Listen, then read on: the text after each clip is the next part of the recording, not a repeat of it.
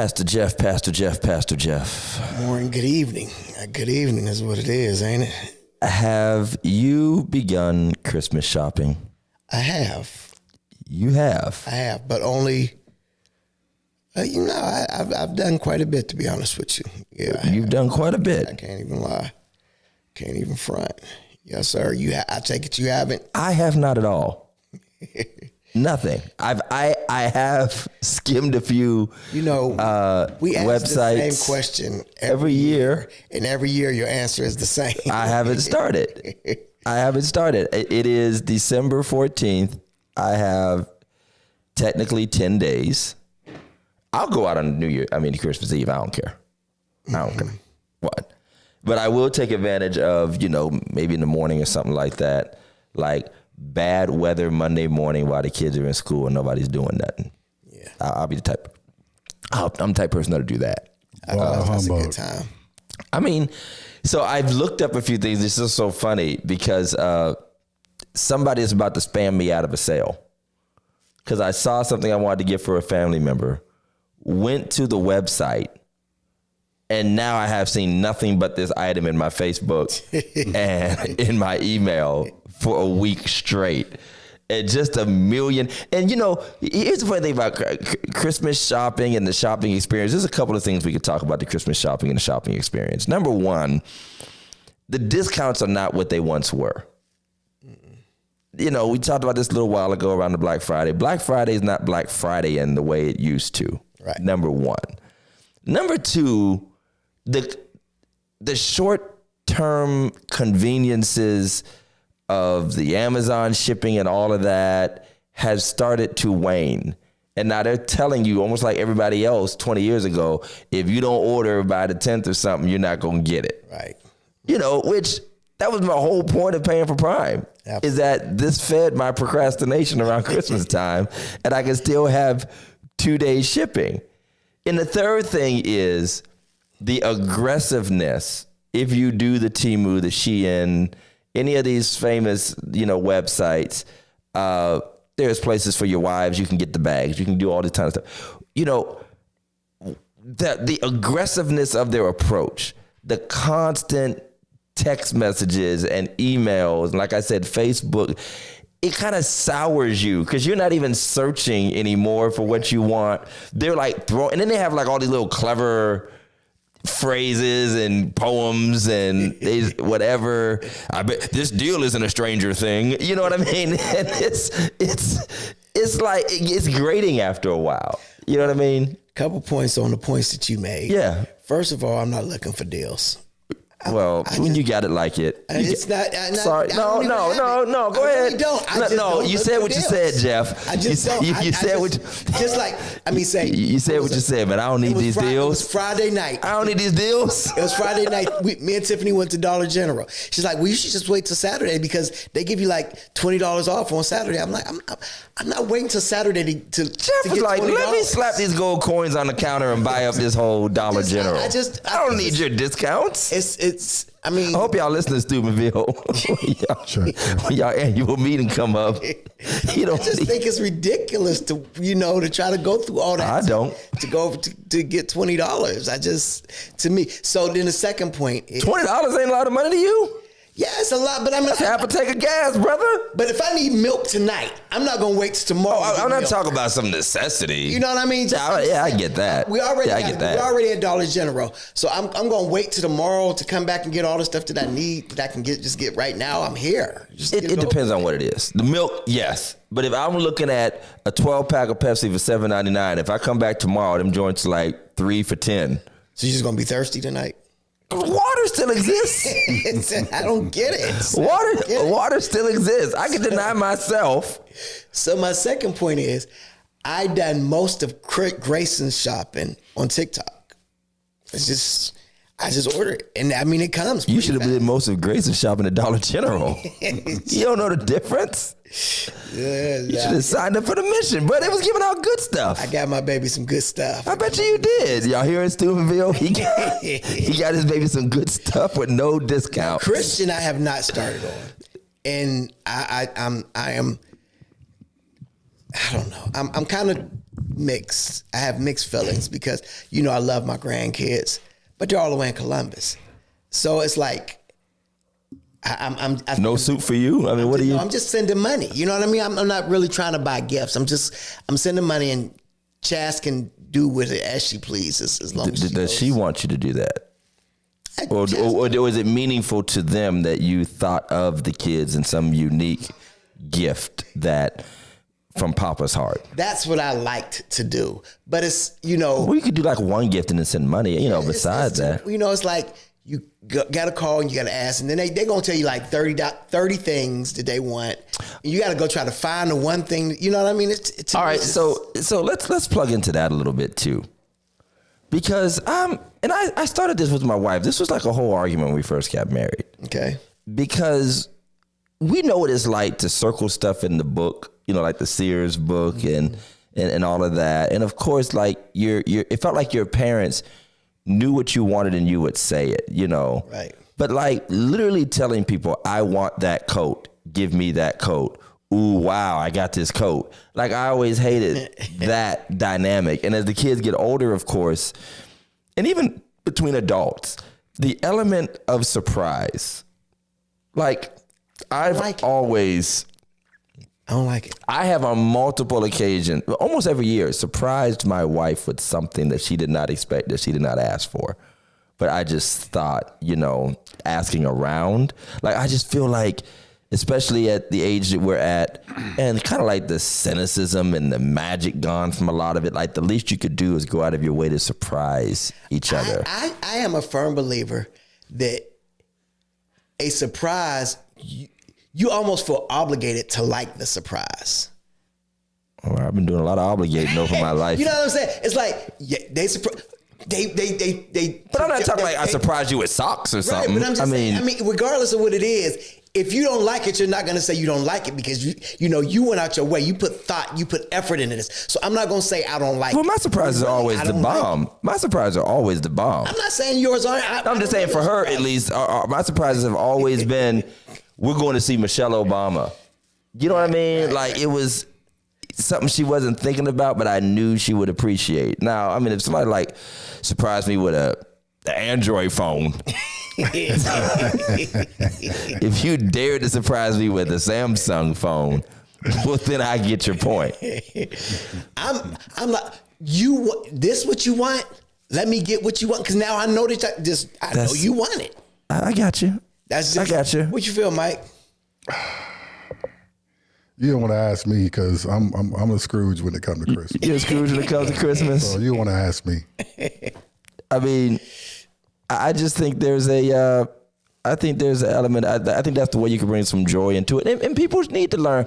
I think people need to learn to like what they get, because it is the thought that counts. Not to say, I got you crap. It's the thought that counts. It's the whole, someone thought of me.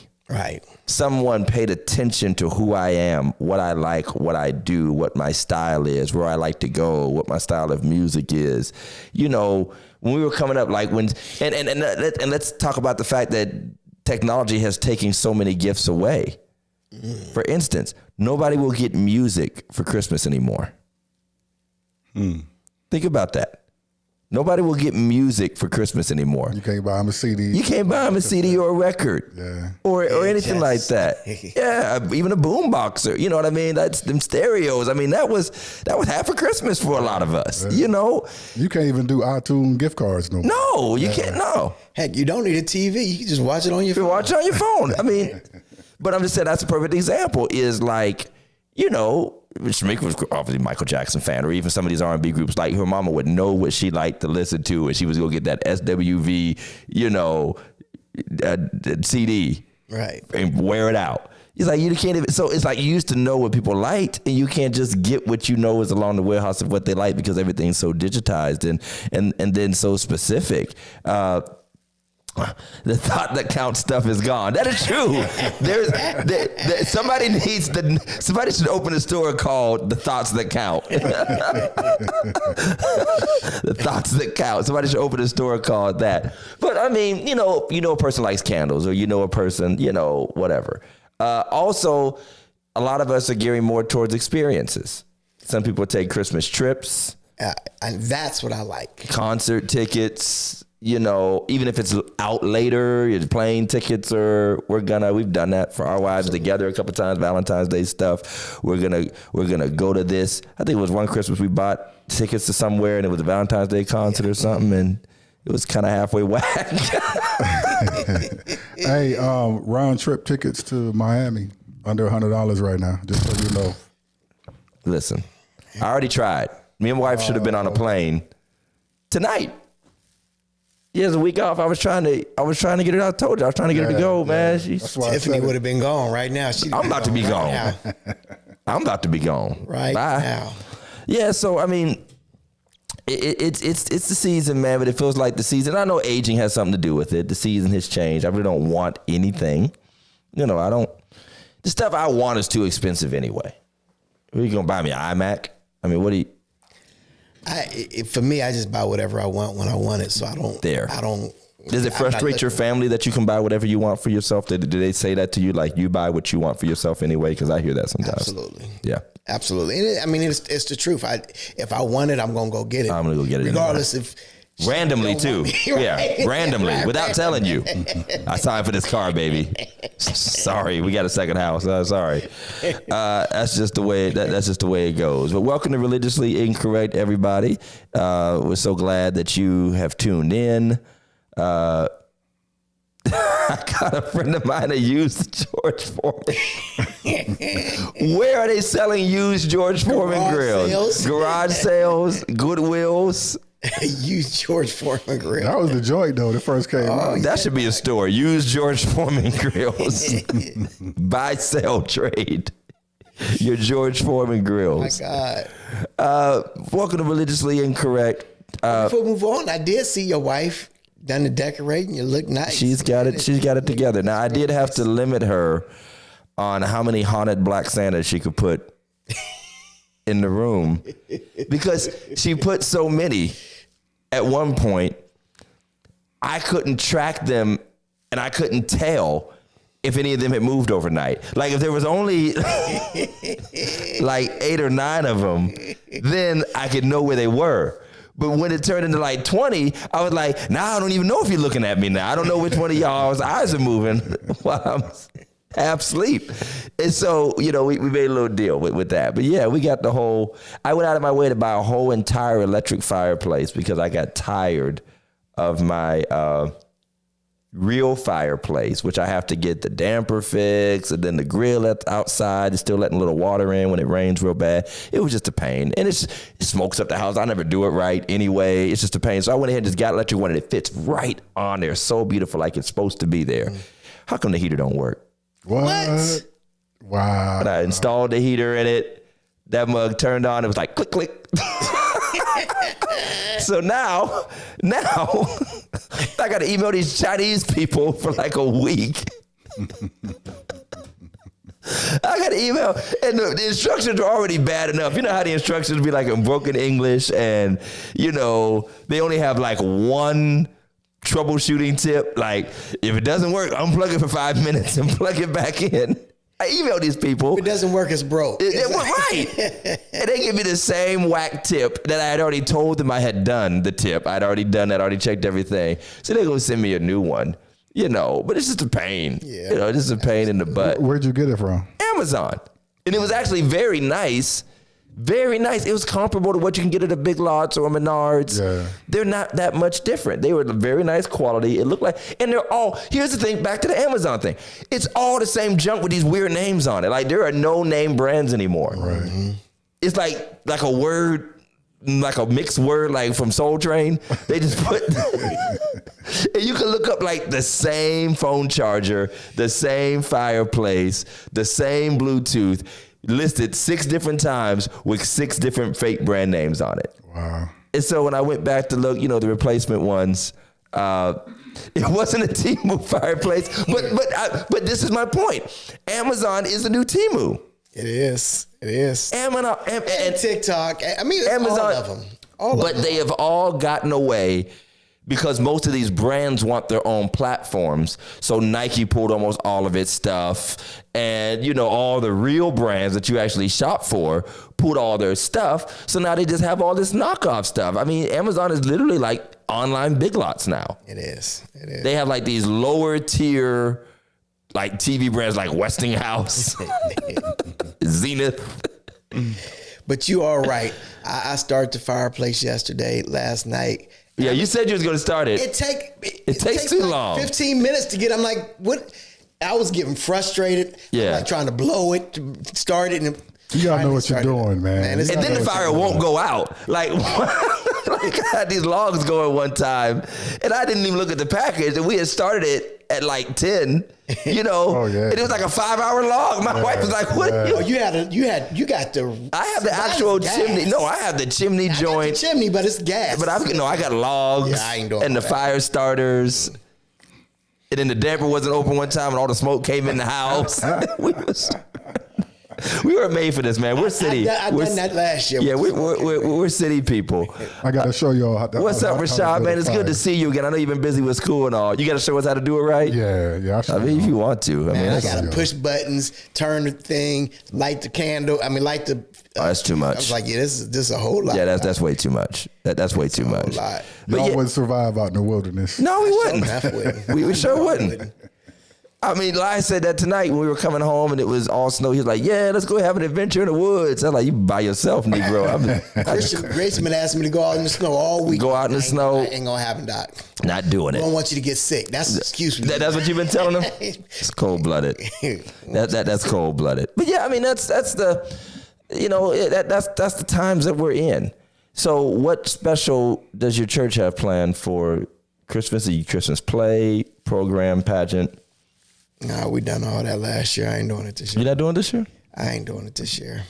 I tell you, I had the most heartwarming feeling. First of all, Ethan's going to be in the play. And, it's a part of aging. You recognize that he's the last one that's still involved in the kiddie stuff because Elias and London are older. And you just start to be like, oh, man, like, we're really going to lose that kiddie feel. Like, we almost want to, like, kidnap somebody else's kid for Christmas and, like, put our kids out. We'll take Grayson for a while. You'll probably come home sick. You'll probably make us sick. But I tell you, I had the most heartwarming feeling when I went to Jefferson the other day, and I did my little mentor thing with these older kids, 5th and 6th graders. And then, because we have a great relationship with Jefferson, I just wandered around the school for a little bit and went into the cafeteria, and I came upon a group of a couple of our little bits from the church. And the one boy, Messiah, who everybody at Second Baptist knows, he says, "Hey, Pastor Todd, the Christmas play is going to be so much fun. I already know my part." Wow. And I was like, man, that's what I'm talking about. It just made me feel good. Like, all is not lost. Tudor doesn't like me because, okay, I got to tell a story about my little cousin, Tudor, who is Erica's grandchild, Zai's daughter.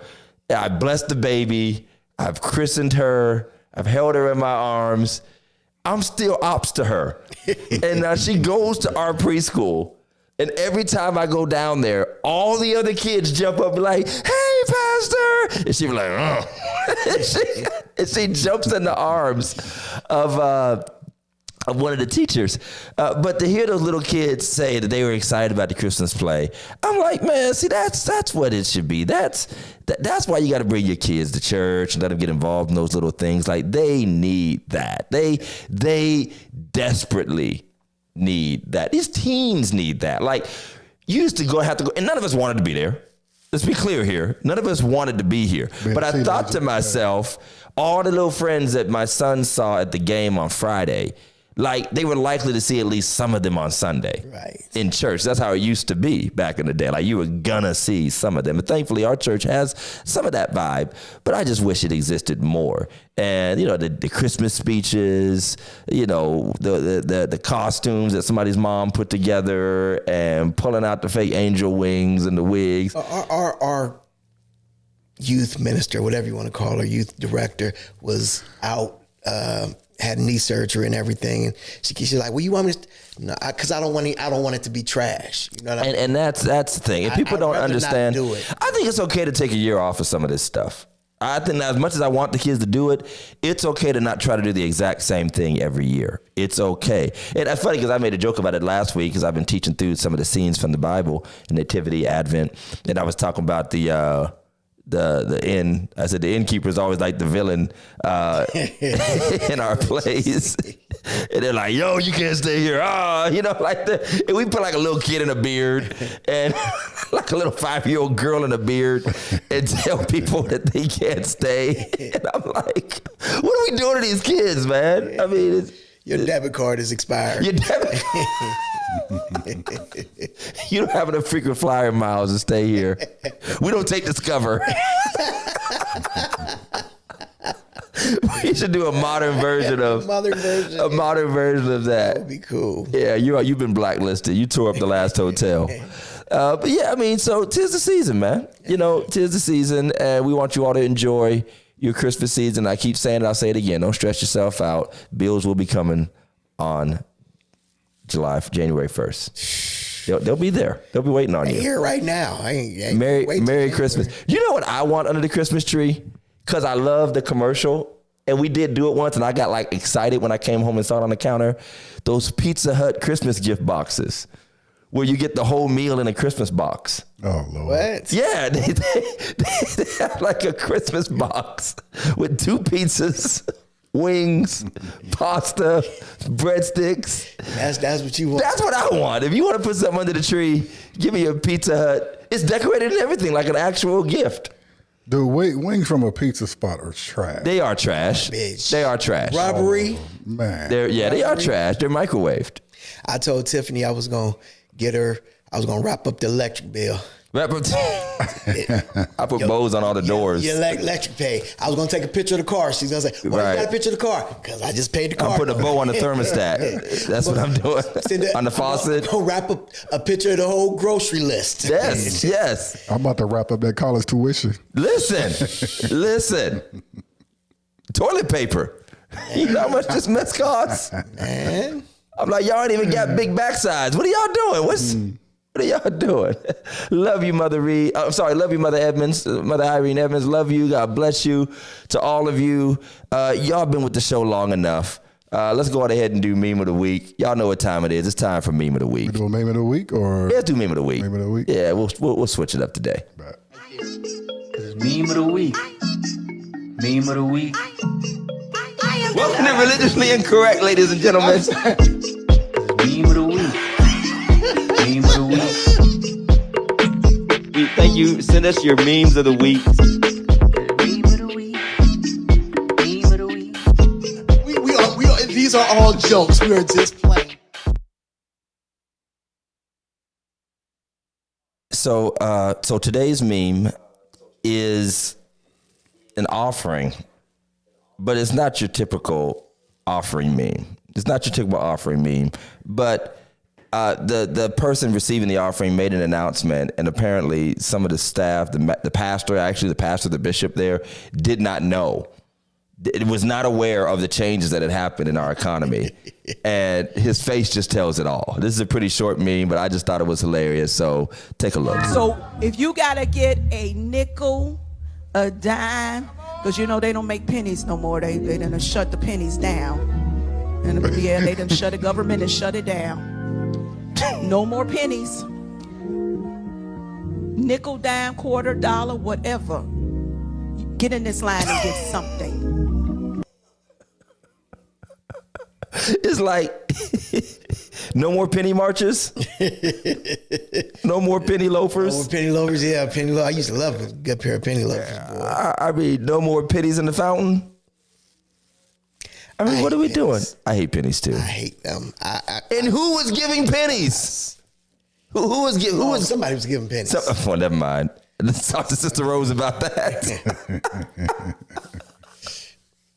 Which also means that speaking of pennies and people who give pennies, nobody can give protest offerings and pennies anymore. Where they fill up an envelope. The Gleaners. No. They actually fill up an envelope to make a statement. Okay. With $10 worth of pennies or something. Right. You can't give it as a tip. They used to leave 2 pennies at saying I meant to give you a tip, but this is real low. So This is what you earned. just give him a nickel. I felt bad because the bishop he genuinely didn't know. He said, "For real? I can't believe it. I can't believe they took my pennies away. What else were pennies good for? Those little machines at Cedar Point. Well, they used to have penny candy, but I don't think they got it. No. Penny candy's been like 5 cents for a while. Yeah. They used to have penny candy. Penny candy is like nickel candy. I never carry cash on me, right? So after the one guest we had on the pod, the financial Yeah. Doc, carry cash with you. Cash you took her advice. And this and that. So I'm like, okay, I'm gonna have cash on me this week, bruh. I got like $20 in change on my dresser now. Like I hate having change. I hate having change too. I think it's stupid. I personally go in Shamika's car sometimes because she's always getting these. See, I knew it. Cora said we got 99 pennies one time thrown in the plate. I told y'all this was real. Pennies in there. There's no church like Second Baptist. That's all I have to say. We have a story to tell. I heard that story. I think Sister Rosa told me that story. We had a protest offering, 99 pennies. The person wasn't tithing anyway. I mean, what are you doing? What are you doing? What are pennies good for? Keeping the arm on the record player from slipping. Yes, Brother Carroll. Yeah, you are correct. You are correct about that. You're right. I'm old. I remember Sometimes that. you use them for if you don't got a screwdriver. Penny. Those nice thick screws. Yep, you can use a penny for that. You're right. But it actually costs more to produce pennies than they were worth. Pennies cost like 3 cents to make. Really? Yeah. Wow. They're obviously not real copper. They were like coated in like a copper coating or whatever.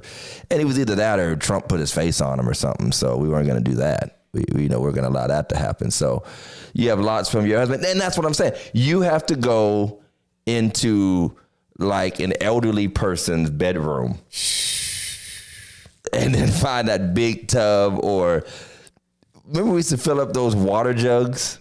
Oh, yeah. Mm-hmm. We used to have them in church. In a couple years. We used to have them in church. And, or your family, my mom did it for a while with like the vacation, put all your change in About here. a month ago, there was John Eagle was giving you.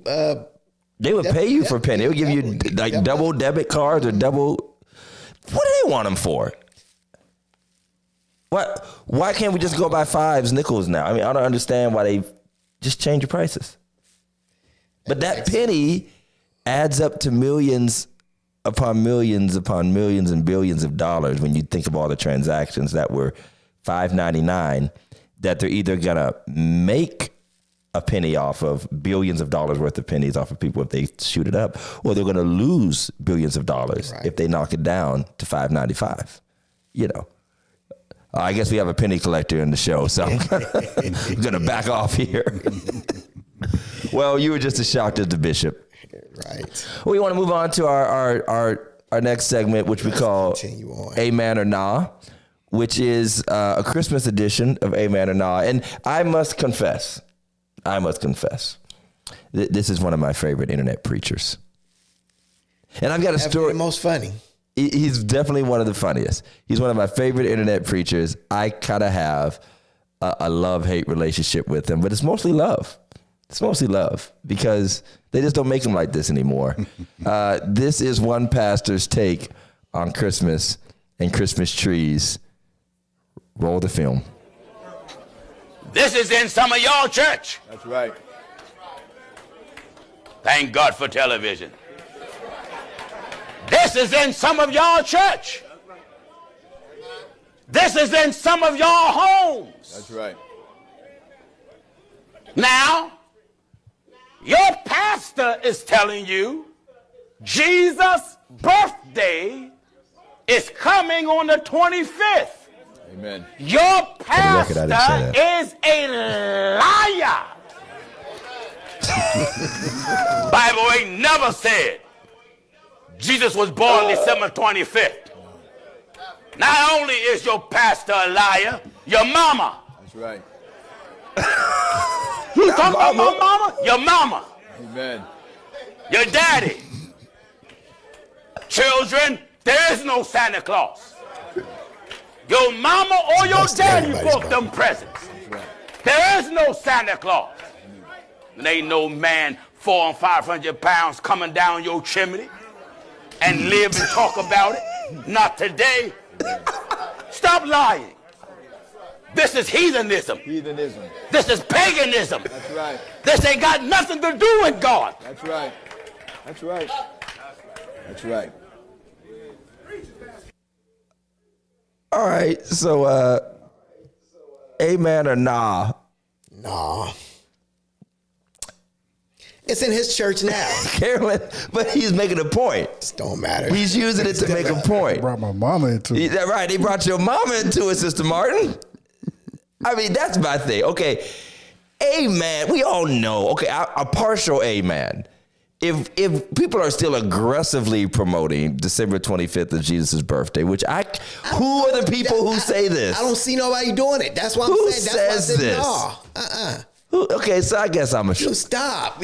We've been down this road every year. every year. I thought I just like it because he's funny about it. That's what your pastor is a liar. Yo, mama. Your mama. And I'm like, he knows what he's saying, man. I mean, he knows exactly what he's doing, trying to get attention. But I just love it, though. Like, I enjoy it. I enjoy being called a liar by this person. I mean, it's funny because when Mike showed it to me, he showed it to me in the church. And we had a tree right in the church. He pointed straight to the back. Right. Sister Sandy is a liar. Putting that tree up.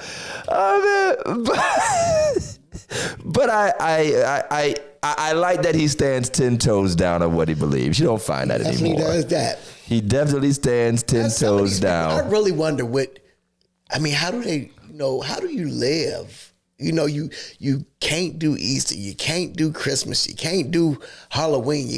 What do you do? You go to Bible study. Go to Bible study and be holy and try not to go to hell. Here's my point, and I've said it before, won't belabor the point. To act as if culture, tradition, myth, lore, oral histories and stories are not a part of every single culture that, including Jesus, participated in. That's the falsehood. Acting as if cultural traditions are not a part of everyday life in every era, in every generation, and not to be condemned. He's tired of getting socks for Christmas. Maybe that's what happened. Maybe he got hurt under the tree. Maybe there was never anything good for him under the tree, and he turned against it. He got socks. He got socks in coal. In coal. But the funny thing is, I preached this weeks ago, about a month ago. Jesus listens to a guy tell this story about an angel stirring water, right, and that people get healed, which may or may not be true. And not once does he say, you're a pagan for believing this, right, or how dare you. This isn't in the Bible. He doesn't scream at him, that's nowhere in the Bible. He doesn't do any of that. When we don't know what he said about it, if he said anything about that particular tradition or testimony or story or whatever, all we know is that he just met the person while the person was acknowledging that tradition and placing their hopes, literally, in that tradition, and he heals them. Right. And so I just feel like the whole idea of having to come, unless it really is a strictly acknowledged Jesus denying, God opposing practice, like what I'm doing is a denial of Christ. Now, there are a lot of parents out there in this day and age that will agree with what he said.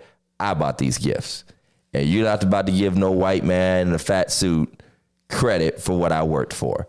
I mean, I respect that point. I respect it, but I also you know what? Let the kids have some magic, man. Until the kids at least come of age. You know what I mean? Let them. I mean, You know, come on, man. I saw one post of a person saying, if you don't believe in Santa, that's fine, but teach your kids not to come to school and tell my kids that Santa doesn't exist. And I'm like, that's half part of being a kid. It's like busting somebody else's bubble and ruining their Christmas by the time they're 9 or something, or 8. But I mean, it's just always that tension too. Like everybody's lecturing each other about the kind. Like one side is lecturing, you know, don't acknowledge Santa and don't tell your kids that Santa is real. And again, nobody is saying these people are real. They're like Bugs Bunny real. They're Power Rangers real. I mean, no 8-year-old really believes that Power Rangers live in a, you know, or who are these people our kids be watching? Anime. The anime junk, you know, like they're really doing kung fu somewhere, you know. Right. They know. I mean, they catch on, and it is a game. Sorry, Sister KK. Now, what I won't. Now, my dad did one of those one Sunday. What's that? He did like that. Oh, I believe it. I can believe that. I can show them. And I said, no, wait a minute. Now, Santa might not be real, but I know Hulk Hogan is real. Now, you're not going to tell me that wrestling ain't real. Now, what I won't do anymore is I don't think in this day and age I would let my kids sit on Santa's lap. Oh, no, man. Santa's man. It's a new day. I'm sorry. I'm surprised they even have a Santa. I'm surprised they just don't have like a little chair beside him or something like that. Right. Yeah. I think Talk to him. every Santa's probably caught a case at least once. And another thing, if y'all don't get these Ozempic Santas. No. if y'all don't know, I gotta get mine out first. If y'all don't get these Wegovy Santas out of the mall. No, you got to get these people out there ringing these bells. Give them a debit card machine. Give them a slider or something. Right. They want your pennies. A tap, something. Yeah, tap. Give them a tap, something. Because everybody going to say, all I got is a debit card, man. I can't help you. Shamika said she thought Santa was either close to Jesus or mommy or daddy. Like, what, they work together at the hospital? Santa was the maintenance man at Trumbull. Santa worked at Wheeling Tube on off season. Santa was an elder at St. Paul. Work on the slitter. He worked on the slitter. Oh, man. Yeah, you're right. These ringers, man, if y'all don't just put a card out there so I can tap, do you have any change? No. We got $1. I can't. Shamika's the only person in our household that walks around with change in her purse or pocket. I mean, what? Yeah, they definitely got to do better. They got to do better. But then, you know, they aren't the most trustworthy people either. So let's just be clear. I go into one door. They'll have like a scanner over the scanner. I go into one door at Walmart when man, I got my card. And I go all the way out the other door. And walk around. I walk 2 miles out the way so I got to walk back to the kid. Oh, my goodness. I got you on the way out, Doc. What? You try to wait for him to turn his head so you can run to your car? Just go out the whole other door, Doc. I ain't giving you nothing. What if he was waiting for you at your car? Like, you said you was coming back. Yeah, fool. Break yourself. I just went to McDonald's. Right. Like, you want to round up? No, I don't want to round up. Now, I don't want to round up. My that- tithes, I round up to my tithes. With that, is it true that they already paid the money? They just trying to make it back? I don't know. They better not, because that'd be a dumb deal. I heard that somewhere. That would be a dumb deal. When they ask you to donate, They paid for the charity. Yeah, they paid up front. But they're taking the money in to pay it back. Wow. To make it back. I don't know how true it is, but I heard that somewhere. Ronald McDonald, if you're out there, hit us up. Go ahead and hit us up and let us know what the real story is. All right, we've gone on long enough about this stuff. We want to thank our sponsor for supporting Religiously Incorrect. If you have a special event coming up, check out Annex Events. They have everything you need to make your birthday party, anniversary, church event, open house, anything that might be going on, from custom furniture to machinery to the famous party dome. They can customize a special experience experience just for you. Annex Events can be reached at 330-979-2909, or you can check them out on Facebook or online. We are not just advertisers. We are satisfied customers, and we are grateful to have their support. Annex Events, check them out. So today, Pastor Jeff, as we close out the second half of the show, today was a snow day. It was. It was a snow day. I decided to call this episode Snow Days. Snow days. And it was a snow day for the church. Yes. And you took a snow day. I took a snow day. I saw you on there preaching at your desk. Mm-hmm. Now, was it harder or easier to preach? I hate preaching to computers. Yeah. And I stopped mid-service and said it. I said, just want y'all to know. I hate this. I absolutely. This isn't one of my points, but I want you to know. But, you know, like I said, I couldn't change the weather, but they still deserve the word. See, Jeff always has a saying for everything. Change the weather, but they deserve the word. And it was. I can't change the weather, but they deserve the word. And it was, you know, because honestly, you know, we just said we were canceling, and I could have just laid in bed, you know, but you know, it was good to get on, and a lot of great feedback, a lot of people jumped on. So I got a couple texts, I got a text this morning. Somebody wanted to know if we were canceling, and I could tell why, because a lot of churches had started to put out their announcements, and obviously we've gotten to the place to everybody has to do what is best and wisest for them. No doubt about it. Karen said it was a snow no-show day. So it can be sometimes. Did we still have good church?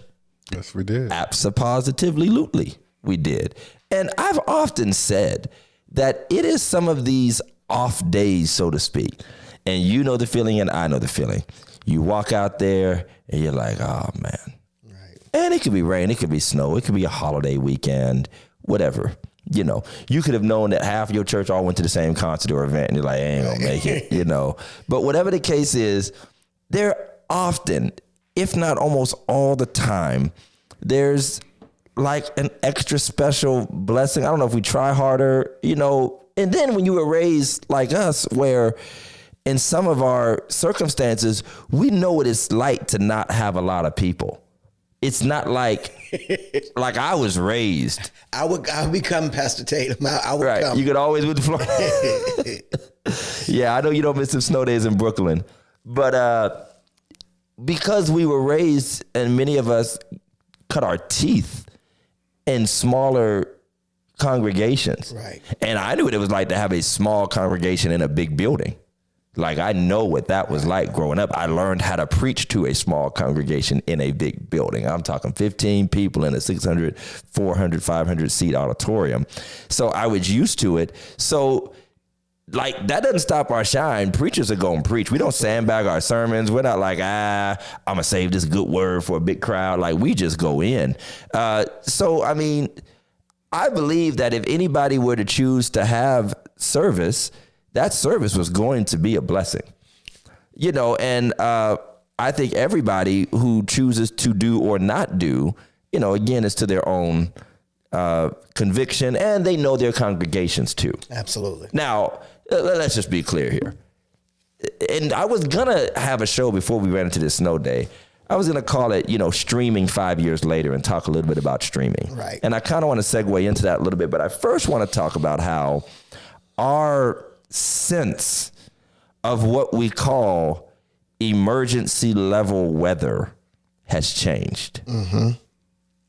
Our sense, our definition of what we once called emergency level weather has changed. And I think that it has changed, Pastor Jeff, in relation to the streaming and technology tools we have, which obviously help us to mitigate some things where if we had to cancel, we just would have nothing. Right. Obviously, to the COVID situation, everyone jumped online and did that whole thing. But I think it did like a mental number on us where it went from, okay, when this emergency happens, we have a backup plan. to changing the actual definition and parameters of what an emergency is. Right. Because when I rode to church this morning, it was just some snow on the ground, some slush, some snow. Would your tires spin out a little bit? Did you have to be careful approaching intersections? And, yes, but this wasn't everybody stuck on the side of the road trying to get. I'm not talking about freeways, and I know if you go down south or to the north, it was much worse down in Steubenville. Lake effect snow. If you know Ohio, Northeast Ohio, you know that whole dynamic. You go up 15 minutes up the road and it's treacherous. Like, this was not a bunch of folks stuck in ditches. This was not really people can't get out their driveways. It was just introduced snow. It actually got worse in the afternoon. Like, when I woke up after my late nap, then I was looking at 3-4 inches on the ground. Okay. But I guess my whole thing is, do you observe the same? Or do you think it's the same reason that I'm thinking? I definitely think it is. I definitely think that it gives people pause to say, and it's not only the streaming, but we can also now give through Givelify. You're not missing nothing. Cash App. Yeah. It makes it a lot easier, because a lot of that was one of the reasons why they had to come out. Because if they don't come out, especially for these smaller churches, you're not getting no money. Depended on that offering that week, or some churches even. I know a lot. Does that make you greedy? Well, a lot of churches back in the day, what I was going to say was, the pastor would get the first and the third home offering. Yeah. So if the snow day fell on the first or the third, you gonna get you ninjas coming to church. You ninjas coming to church. I'll see you Sunday. Or I'm sending the deacon to your house right on Monday. Right. So it's it definitely made it a lot easier. And I mean, I think that I loved what, I don't know if you saw what Mother Woodbury put on. No, I didn't see church. It was really good about the emergencies and things of that nature. Oh, I did see. I know what you're talking about. How they would proceed through the winter. I thought it was really good, and I think it's something that I'm going to have to look at because of how far away I am. But honestly, because they all, we talked about it yesterday. There's like, regardless of what happens, we don't want you driving down here. So I actually had my assistant lined up to preach. Right. But this morning, when they looked at the weather down there, they said they just didn't think it was, That would be get stuck in the snow weather. Right. Like, ours is just, I might slip a little bit on the way to church, whether I have to, and it's just, Shamika said, saints change. We didn't like to stay home on Sunday. That's true. The people didn't like to stay home. And it's funny because all of us tend to think of our elderly members as they're the ones we don't want out on the roads. Right. But they're the ones that will drive through hell and high water to get there and get there safely. Because they leave 13 hours early. They leave at 8 a.m. I'm like, man, where you going? What are you doing? They know how to do it, though. On my way to church. They know how to do it. That old DeVille, that old Cadillac DeVille. I'm praising God because my bed wasn't my cooling board. My bed wasn't my cooling board. But they will get there, and we saw that. I mean, we had a mixture, as always, which is funny because we had this mixture that we always have, but we had a lot of elderly out of this few that did come, and we had it felt like COVID church, for a minute there. But a lot of our elderly stalwarts were the ones who pressed out. Yeah. Some of them didn't make Sunday school. Somebody might have waited for someone to dig them out maybe, or they just took their time and called ahead and said, I won't be there. So I noticed the Sunday school was low from some of our regulars, but then they were there. They came. And I was even telling Sister Shamika that one mother that wasn't able to, I saw her in the back, like she made her way. She got there. And so I think that is a testament that we do have a shift in the value of it. And let's not put this all on the parishioners, because the pastors don't be too sad about a day off themselves. Yeah. Now, I'm not pointing at you, Pastor Jeff, right. but some people who are pastors, have leaned into it because my travel, my push, or let's just be clear, they don't want to preach to an empty church. And I don't know. I mean, now I'm not one of those people that say the doors of the church have to be open because you never know who might come in. But I'm sure that people still get saved on snowy days. Absolutely. People still need deliverance on snowy days. And I know what you're going to say. It can happen through the computer. I know what you're going to say. They can meet God just like they would. But are we doing ourselves a disservice? It's completely. It is different. Whole thing. I done an altar call over the computer today. I done it all over the computer, and it's completely different. It just is. I would have much rather have been in that room. Been down there, you know. So it does feel like that we have lowered the threshold of what qualifies. And again, and here's my thing, because I'm always a historic type, like prove it to me type person. Do we have a history? And y'all tell me. I know what it's like to come to church and somebody stuck in the men had to help them out, or this or that. Right. But do we have like this epidemic of tragic stories of people getting harmed or hurt in the snow? Because again, to me, the church crowd seems to be the safe, respectable, cautious, take your time crowd anyway.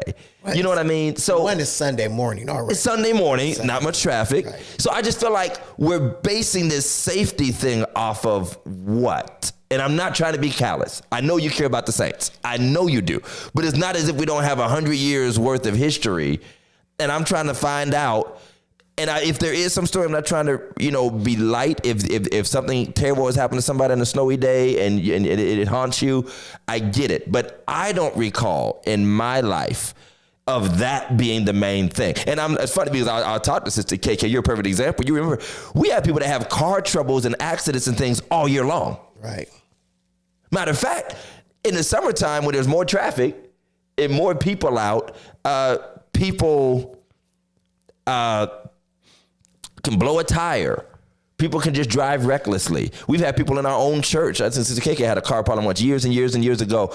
One of our services, and engine just blow. Something happened. I mean, hold on, the thing catch on fire like it could anywhere else. I mean, but like we turned snow into this thing. Now you're right, Samika. Black ice, which was not today, by the way, was not today. It was snow. It was snow. Now, I never forget when we went down to Tennessee the year before, and our plan was to go to church with the Browns and hear my buddy DeVan preach. And that night, they just happened to have a freeze overnight, and it was not bad at all. But because it's Tennessee, and they never get that. Not used to it. He was like, I am not putting my people out there. Yeah. But if you were raised in Ohio with the rest of us, I mean, that's just our norm. So have we turned what should be a blessing to us, which is technology, into an excuse for us? Now, viewership was up. Oh, yeah, viewership. Because I always watch the numbers. I have my phones out looking at the YouTube and the Facebook, and the live viewership was up today. Now, I'll tell you what I thought I was going to see, including Pastor Jeff. I thought some people who weren't having church were going to slip in. Because when I saw some of the churches that were announcing, some of them were, pretty friendly and close with our church. So I thought, I bet you somebody's like, I'm going to church somewhere. I actually had planned on it. I actually was like, I said to myself, I wonder if Jeff going to slip through once I saw that. I wasn't going to go down there, but, then I was like, you know what? Like I said, they deserve a word. They deserve a word. And that makes perfect sense. Now, I would say that that's probably the reason the numbers were up, is some of these churches did not do anything virtual. So some of those individuals were looking for something to watch. And I'd be willing to bet, quite frankly, it's people who watch us anyway after the fact or later on. They're like, well, I ain't got to wait till my church is over to go watch, and just see what's happening around. We could just tune in. So our numbers were up. People, whether they were our own members or community, they watched. and it was a blessing. Now, Sister Rose probably won't answer on here, but I'll have her answer in the morning. We'll see if the money was up. We'll see if the money was up. Which brings me to the tail end of Snow Days, the impact of streaming overall. There was a pastor who put up a post announcing that their church was going to no longer stream because in his mind, his observation of his church, what was supposed to be a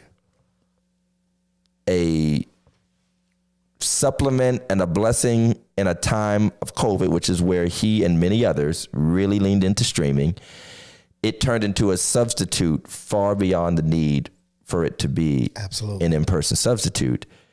And back to not even snow related, but just in generalities, have we taken this tool and made it from something that was a necessity in extreme situations to a convenience that is borderline offensive to God and detrimental to the operation and growth of the church in a real way? I remember Paramore done it. I remember.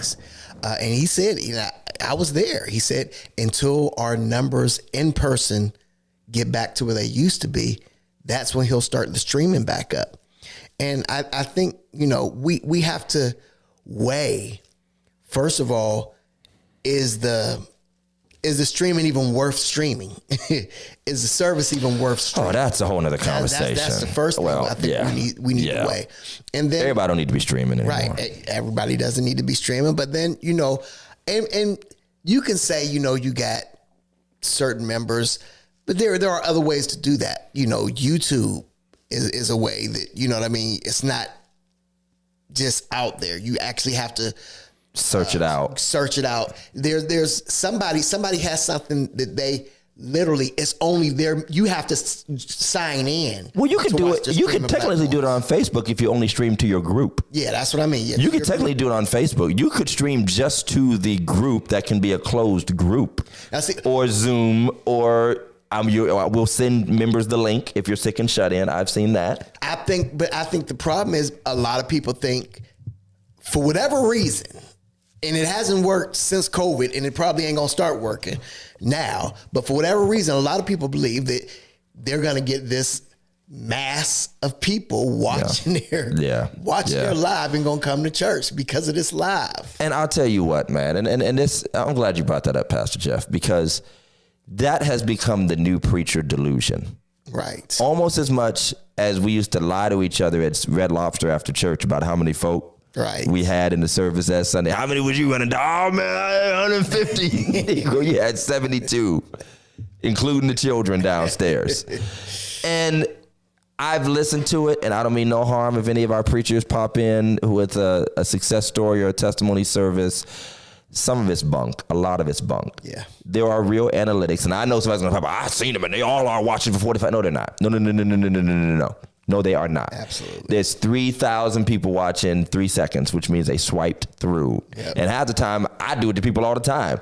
I'm just tapping. Facebook keeps changing. Didn't even mean to tap on the video. And I'm like, oh, doggone it. Now Todd Johnson's going to come up in this super ghetto live of people fighting at Quimby Park. And now they're going to think I was watching it. But yeah, and we all bragged how the money was up, and people did get normalized to it. But first of all, that was panic giving and a bit of a new normalization where it just shifted from one pot to another. A lot of people were not just thriving in person and online. And let me say this, there is a certain quality of ministry that builds that type of following online.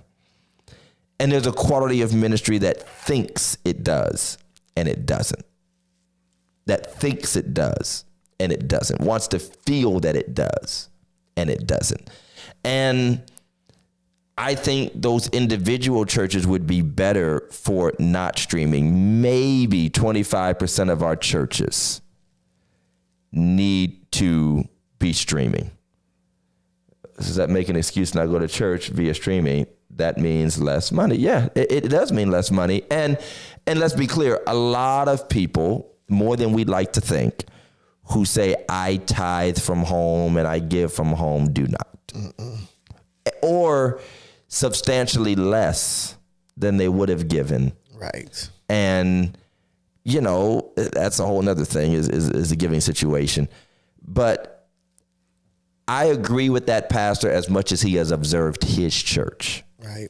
What I don't agree with is people who had knee-jerk reactionary posts opposing his post about his church meeting their needs, saying that, you know, how else is the gospel going to get out and you're missing out on your opportunity to grow? First of all, everyone doesn't have all of these commercial ideals about growing and like they're doggone customers, you know, and I'm sorry, but there's a lot of that going on of ministries not only selling their ministry, but selling their ministry method. Yeah, absolutely. And there are a couple out there that are like over the top. It's like you promote how you do ministry more than you do actually present the ministry itself, the gospel itself. And then so they bash this guy as if the gospel hasn't been going to the ends of the earth for 2,000 years before the internet. And has it made us lazy? Absolutely. And then there's other aspect where there's people we know who could never formulate a church in person. Oh, Lord, have mercy. Who could never get a crowd to show up in person. And all of a sudden, they feel they have this mass crowd on the internet. And custom graphics and... I mean... They use clips from funerals. It's not they real. They use marketing clips from funerals when the church was full. I've seen people use clips from like mass services, community services, when a bunch of folk that don't go to your church are there and they present Absolutely. that.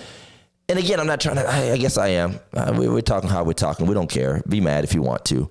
But I do feel like we're doing a disservice, especially... And here's another kind of turning the corner, but this is very relevant. It pains me to see us see the pending dangers of technology and at the same time leaning so much into it. Yeah. So we're training people essentially to lean so hard into technology, and we're telling people, what do all pastors say if somebody says, I watch online? Oh, that's great. Few of us will say, you really should be here. Absolutely.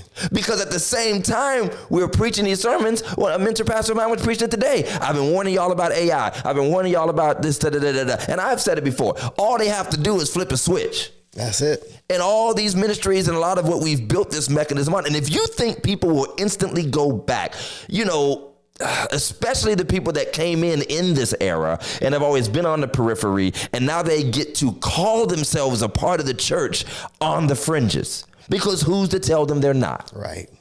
Who's to tell them they're not? People jump on all the time. Somebody just commented, a young lady, love her to death, you know, a sister I've known since high school. I'm your online member. How would I know? How would I know? And then you get mad because the only real measuring stick we have is that accounting book. That's it. And then you get real mad if I start measuring by that, because I don't know when you're popping on or off. I don't know if you're sitting through the duration of the service. Like the people who walked in at 10 or 10:15 or 10:30 or whatever, I know those people are going to be there for at least 45 minutes to an hour and a half or whatever, to 2 hours if we go all the way through, you know, to where we're at now. They're going to be there. And I know they're there. I watch them when they have to slip out and go to work or pick somebody up. I watch them when they're coming in. We don't have any way of monitoring that online. So I feel like we know there's danger putting ourselves in this world. Like we've taught every angle of it. Even the fact that it's all still free should kind of freak all of us out a little bit. Say that again? The fact that it's all free. Oh, yeah. They have made this possibility. To me, free is never free, and we know it. Mm-hmm. We know that we are being used for algorithms, for marketing, for data collection, and eventually for monetary gain, directly or indirectly. But we're also teaching people to lean into it, and sometimes far beyond its usefulness. And so I worry for myself because we have it. And I bet every ministry, I can't think of a time when I won't. But I also will never be okay with people, what I feel is avoiding in-person fellowship simply because they don't have to. Right. Well, one of the things that kind of probably gets my goat and kind of irks me is those who, for whatever reason, and I have members all around, but people who believe they are a part of TD Jakes' ministry. Oh, TD's my pastor. Yeah, I mean, I'm like, and you have several local churches. And I would even advise those who watch me online, it's okay to go somewhere and be in a local ministry. But I think there's another dynamic to that has really spawned out of that. And that is people don't consider themselves a part of those churches. They're just a consumer of the messages. I've heard people act I've like heard it too. That's really a church. Like I've heard it too. TD Jakes' personal. But here's true. It's my pastor. No, They share it, but to their point, they will never call that church. This is an age-old argument that we've been having since this internet streaming thing. They'll never call that church and say my auntie died. Right. And they'll never expect any services out. They're going to come back to the local. But I think that there is another, probably more significant population that is simply, I like watching this person or this church. I like this message. That's fine. But to what you just said, because it's consumerism, though. Because for me, almost everybody who watches or is online or is an online member of Second Baptist Deville has either moved from Steubenville, moved away. And if they do pass, they're probably going to fly them back home. And there's a connection there. Their funeral. Yeah, there's a real connection. Right. You cannot say Joel Osteen. He's not coming to do your funeral. He ain't gonna show up. I don't care how much money you gave him. Right. I don't care. I'd like to hear if somebody has a story, and I'm talking about one of the major ones. If somebody has a story, I would love to hear it if it exists. That my mama, auntie, brother, or me or somebody, I tithe, and I mean, I'm talking good money. I gave $10,000, $15,000, $20,000 a year to this church. And when something happened to my loved one, they came. Right. I love to hear that story. Especially when it comes to like online mega ministries. I'd love to hear that story. Because I know this, I was just telling my wife the other night. I said, I remember getting on a snowy road to Columbus. Mm-hmm. I remember driving to Flint for Tony's dad when Tony's father died.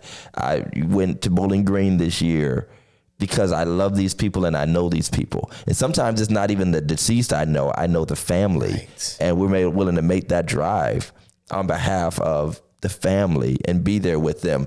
And so again, I just feel like, number one, the fact that we still have memes of the week, the fact that we still have all these amens or nas, the fact that there are all these websites and the black church gonna be mad at me for this and that be her guy and all that, the fact that that exists to me and has exploded in the past 5 years is proof that a whole lot of us don't need to be on Facebook and YouTube. A whole lot of us don't.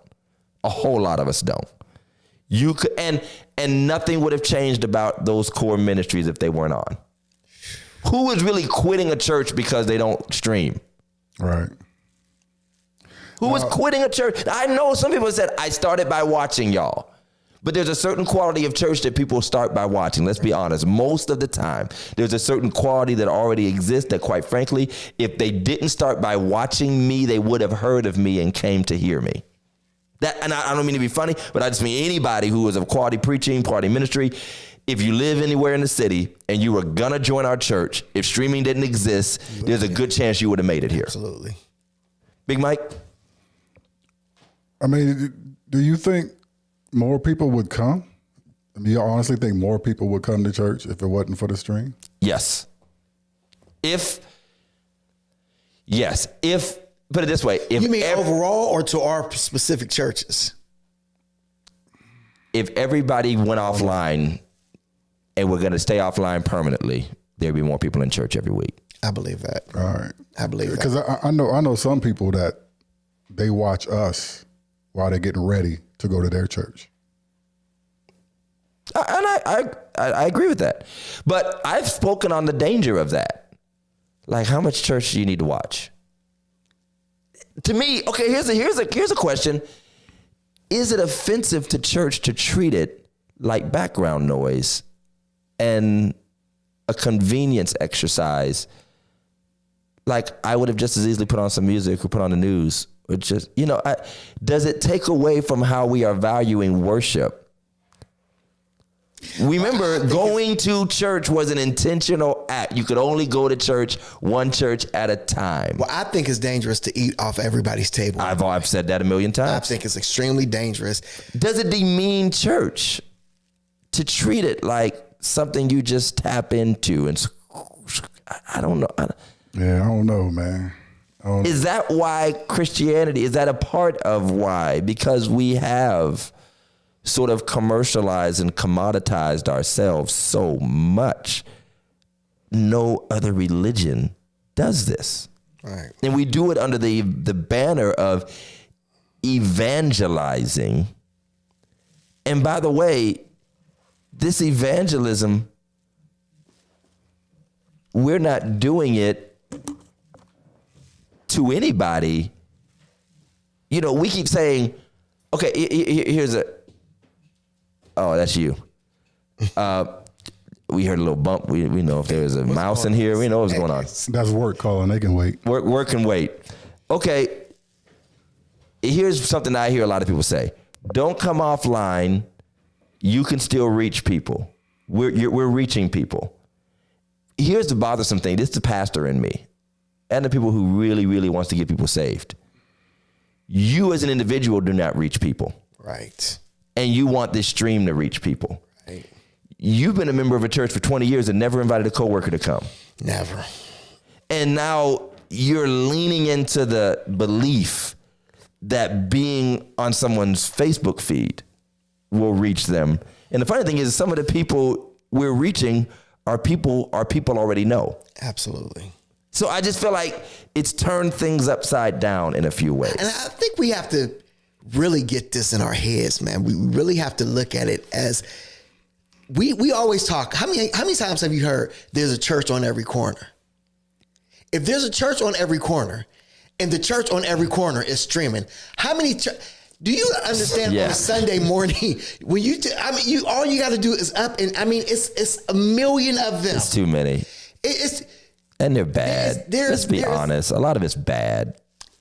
A lot of it's not for public consumption. It is very highly unlikely that your church is even going to get noticed like that. In the way that we're thinking. Right. It's just, and hopefully it don't get noticed in a bad way. That's what I'm saying. Do you know how many local people that we could have on Meme of the Week? But we just love you. Do you know how many people that we are friends with, that we love and appreciate, that we have spared because we don't want nobody fighting us? That should have been a meme. But again, I'm not trying to be that old curmudgeon. I'm not like obviously, we use technology the best, doggone it. We're cream of the crop. We do really, really well. That does not take away from what I see as the potential dangers and what I believe has become a bit of warped thinking surrounding it. If streaming was bringing people in the doors and or even outside of them coming in the doors, really prospering churches, it would be noticeable. It would be noticeable. Listen to what you just said. If there are 25 churches locally streaming, do you see anybody talking about these 25 churches? The word bless me. I mean, come on, we talk about what's going on in the world, and, we would have heard about it if they went when people were going in person, and people do go. They go. So I just think it's odd. But again, I think like it warps our thinking and our expectations. And I think that 5-6 years out, there is going to be a new wave. And here's my fear. Black people in black churches are notorious for being behind trends. we're notorious for being behind trends. And so unless there are mega churches or larger ministries that really tap into what's happening in the larger evangelical world, we are often 10 to 15 years, and even if it's shorter because of technology, 4 to 7 years behind how other churches are already shifting their approaches. There's one prominent church I know of that basically they leave the service up for a week or a few days, and then it's deleted from Facebook. And then maybe just the sermon from scripture reading to invitation is posted, like a 35, 40-minute video. And that's it on YouTube later on. More people, and there's a lot of reasons for that. Scandalous things, people, audience clips, all that stuff.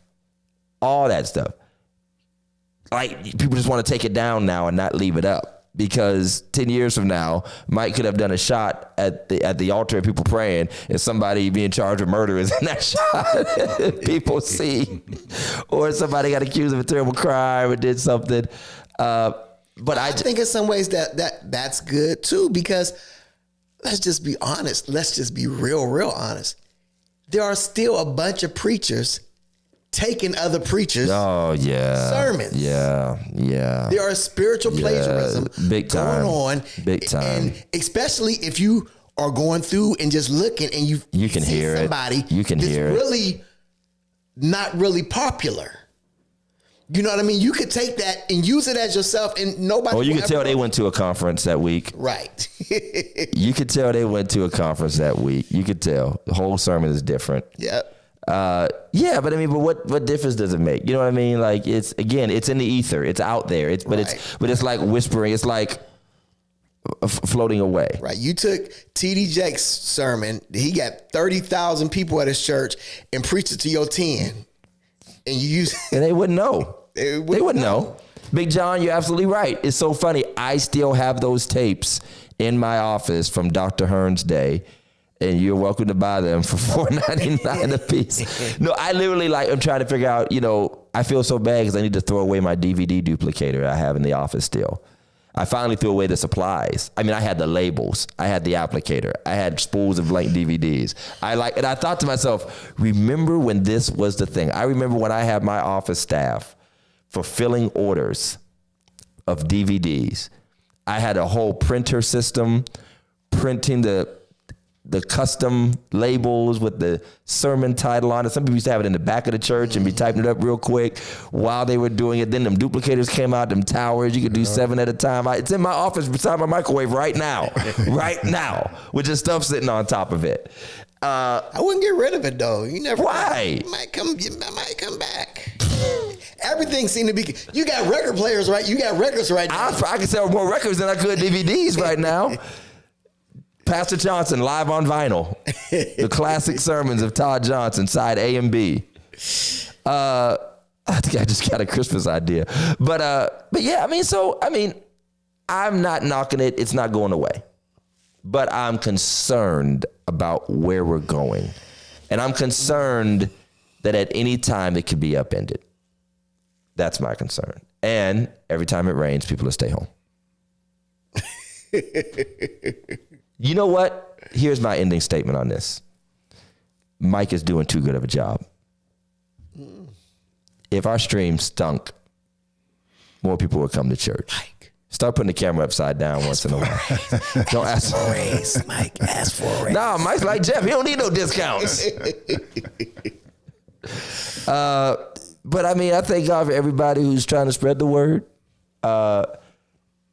I can't see myself canceling service for snow or weather unless it is literally in order, and here's my take.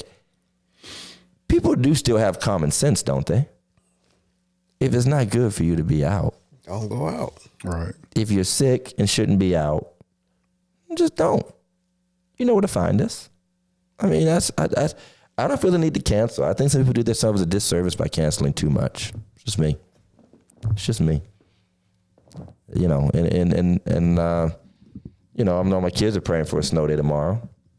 But here's funny. Ethan jumped up and was ready to go to church. and did not mind that I didn't cancel because he knew that if we canceled church, he wasn't going to basketball. He knew it. He knew it. If we had to cancel church, we ain't going out in that basketball. We can't go to church, bro. And again, it was worse. By the time we went out for that, it was like coming down crazy. Right. So it is what it is, man. Any last thoughts or words? Any questions or comments from the audience? Stream on. Stream on. Stream on. Stream on. Stream on. What do you think people would stream on if like Facebook suddenly put like $100 a month fee on it? Some of them would. Some of them would pay it. I wouldn't. I mean, some would. I mean, it might be worth our while to do it. I mean, do you think a lot of the smaller ones that were just doing it just to do it would do it? I mean, I think they tried until the budget came out and realized they it was a definitely waste. tried. I think everybody would try right now because it's just something we're so used to having and something that everybody thinks they need, and in reality, most just don't. Yeah, just like y'all don't need all them headset mics y'all be wearing. I'm playing. Because I know Jeff be rocking his. Hey, Pastor Jeff. I don't rock the headset no more. Oh, you don't? I rock the lapel. Oh. Yeah, I went to the lapel. I got you. A little easier. Get your musicians the headsets, man, so they can talk to each other, bro. Let them have talk backs, man. Yeah, let them have talk backs. But get them like close enough. Nah, it's not. They're not that far apart. Okay, here's a compromise. Get them headsets, but get them like Hello Kitty headsets from Walmart. Now you make me look bad. And like one of them first act microphones that's like pink and green. But honestly, I thought they were a lot more than what they were. Not that much. I guess they're not that much. No, not that much, man. I don't care. Help them out, man. Get a decent set for like $39, man. They're not that much. Because I remember when y'all used to talk about, I didn't even know what it was. Just go on Amazon and get some chin headphones. Talk about in-ears and all that stuff. Oh yeah. They was a lot more expensive. Back in the day they were expensive. Not today, man. There's a Temu version of everything. Just go on Temu. Matter of fact, go ahead and order your Temu band. Don't go too cheap now. Yeah, don't go too cheap. Well, thank y'all for watching. Thank you for tuning in. We know we're out of time. We know you're tuning out. We know it's past your bedtime. Football game has started. But we thank you for watching. See how easy it is to watch Religiously Incorrect on a snow day? I mean, we didn't even have our parking lot paved and we still made it in. We pressed our way just to be online for you. Got Jeff out of bed just to be online. They love y'all. I'd have been in bed. Jeff would have been talking to you from his office. But hey, y'all, thank you for watching. We got a couple more episodes to go this year. If there's some subject matter you'd like us to touch on, anything you would like us to cover, hey, shoot us a message, comment in the comments. We'll look for it, and we look forward. Send us y'all New Year resolutions. Jay, we got to have you on, Jay. Can we get you on the next couple of weeks? We got to get Jay Simon on. I've been wanting to talk about, him playing for the church and then playing for the devil too on the weekends. I've been wanting to talk about that, Jay. I'm serious. I'm like, man, how do you serve Jesus and Beelzebub in the same weekend? I want to know. How the Saints not put you in hell yet? Jay is Sinners Part 2. Sinners Part 2. Jay Simon and Michael, whatever. Jay, Micah, Zoe, all y'all need to be saved. Hey, I'm going to text you, Jay, man. Hey, y'all take care. Have a great week. Be safe out there. Peace.